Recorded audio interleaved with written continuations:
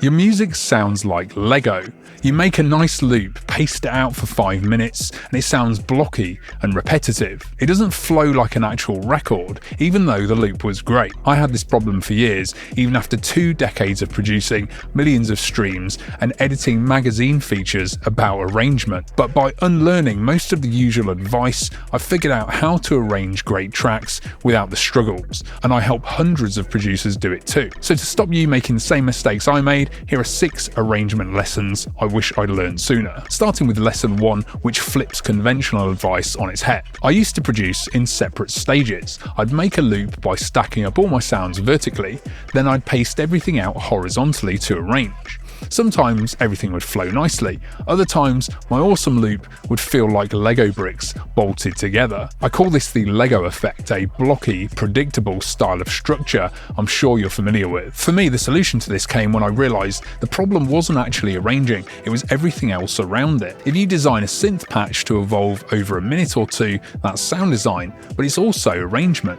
If you write chords that shift to new inversions and you change the melody, that's composing, but it's also arrangement. And when you mix one section to hit harder than another, that's mixing, but it's arrangement too. So lesson 1 is this: stop treating arrangement as its own compartmentalized stage. Structuring your song should be baked into every single decision you make, from the first sound you add to the final mix tweak. When you work like this, by the time you lay things out on the timeline, the sounds are already pulling the track forward. The act of arranging takes way less effort because everything you do and every sound you add is designed to flow and avoid the Lego effect. Okay, let's move on to lesson 2, which also goes against what many teach about writing tracks, including me. I used to teach this when I was the editor of Computer Music. Here is a tip from the December 2018 issue of the magazine.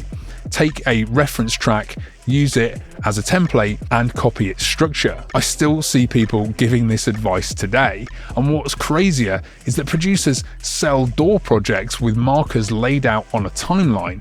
Yes, the world has gone mad. Now I get the appeal. I used to copy arrangements for years, but it always left me feeling like I hadn't allowed my tracks to grow and come to life in the way they wanted to. Just like using full splice loops or copying melodies from other songs, I was sacrificing creativity for certainty.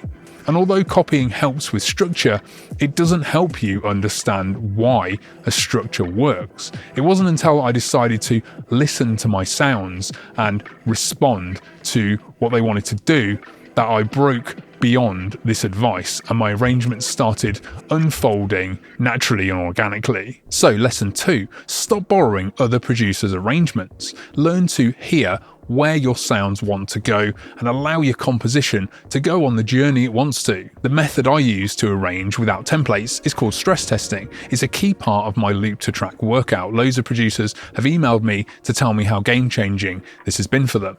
If you want a free guide to stress testing, I've made a free cheat sheet you can download at the link below. Okay, so lesson 3. You've moved on from copying other people's structures. So how do you actually build your own? I used to make more loops than a cupboard full of Cheerios, and the more loops I made, the less tracks I finished. Until one day, I snapped. I'd had enough of being stuck in this endless loop hell with no way out. So the way I solved it was simple. To break myself out of the loop, I decided to stop making loops. Now, that doesn't mean stare at a blank project like a zombie and not do anything. To show you what I mean, here are some of my tracks from my works in progress folder. I've imported them into Live so we can look at the waveforms. And I've only imported version 1, so these are all exports from after the first initial session. And as you can see, most of these are full arrangements, and the others have at least a rough arc, so intro, drop, B section. There's not an 8-bar loop in sight, because if you think about it, a drop is not a drop without a build-up before it to give that drop the context it needs.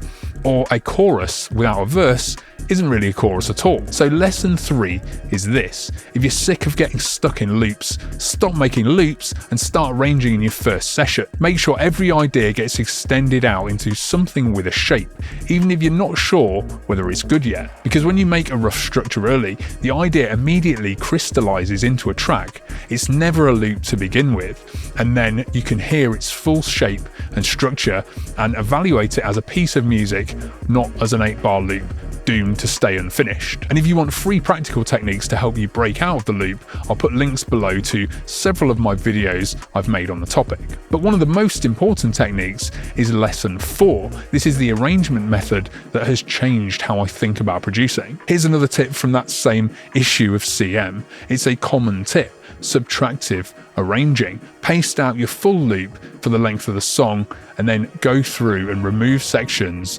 until you have a full structure. However, over the years I've found that subtractive arranging is one of the biggest causes of the Lego effect, because pasting and removing coloured blocks is like playing with Lego. It gives you the most predictable structure possible. Well, what's the solution?